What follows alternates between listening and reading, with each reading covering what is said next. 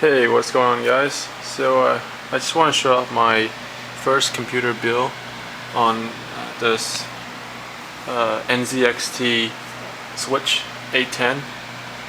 This is a full-size case, full tower, and let's have a look inside what I have.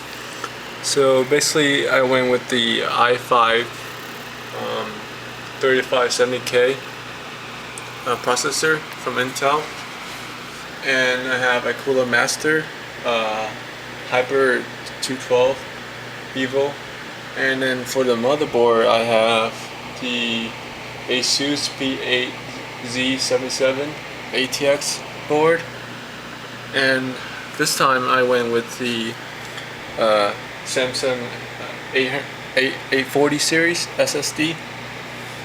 That's a 250 gig that I got for around 160-ish, and I also have another hard drive, the standard hard drive, Western Digital, 1 terabyte.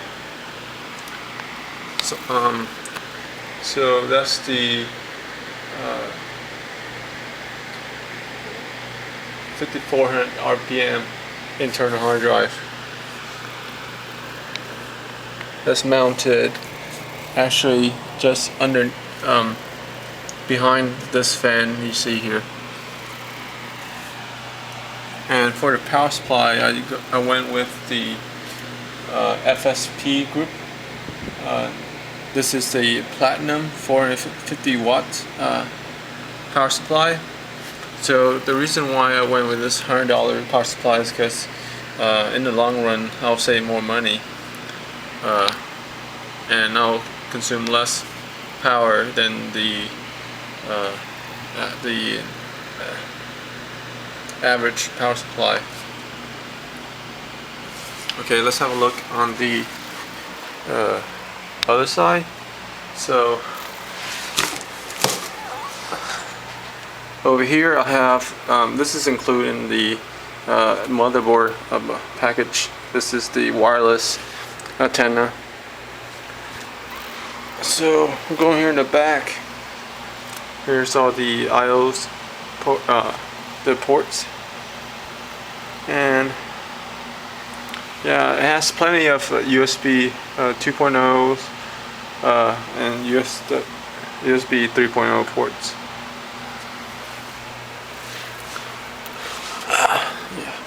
So on the top you see there's more ventilation here. There's actually room for 3 fans here. I only have one. The base model comes with 4 fans. You can close this to when you move or something, or you want dust to come in, or open it to increase airflow.